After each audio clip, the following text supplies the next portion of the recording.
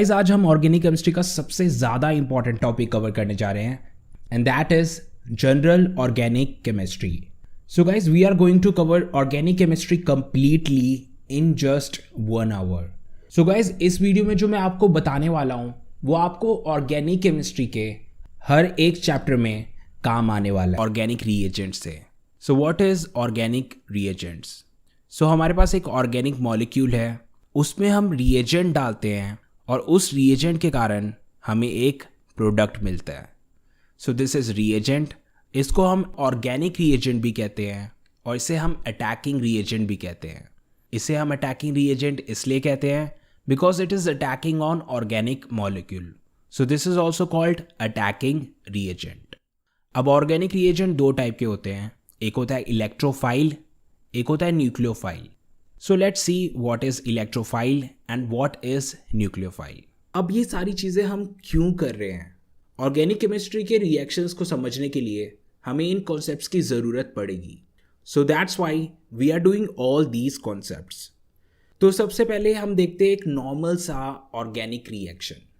So this is our organic molecule और इस organic molecule में हम रिएजेंट डालेंगे और उस रिएजेंट डालने के कारण हमें ये प्रोडक्ट मिलेगा.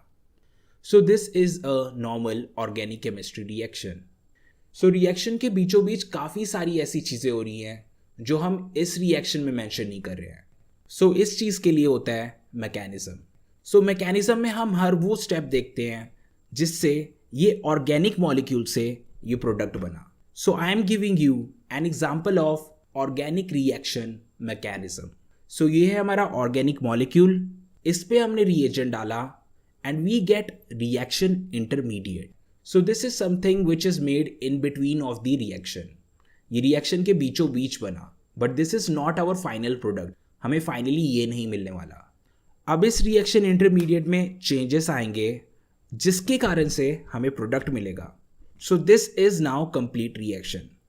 पहले ऑर्गेनिक मॉलिक्यूल से बना रिएक्शन इंटरमीडिएट, फिर रिएक्शन इंटरमीडिएट से बना product. So this is the complete reaction. So ये रिएक्शन इंटरमीडिएट है क्या? Reaction intermediate is something that is made in between of the reaction, जो रिएक्शन के बीचों बीच बने. और रिएक्शन इंटरमीडिएट की ये स्पेशलिटी होती है कि ये काफ़ी अनस्टेबल होता है. So let's see all type of reaction intermediates.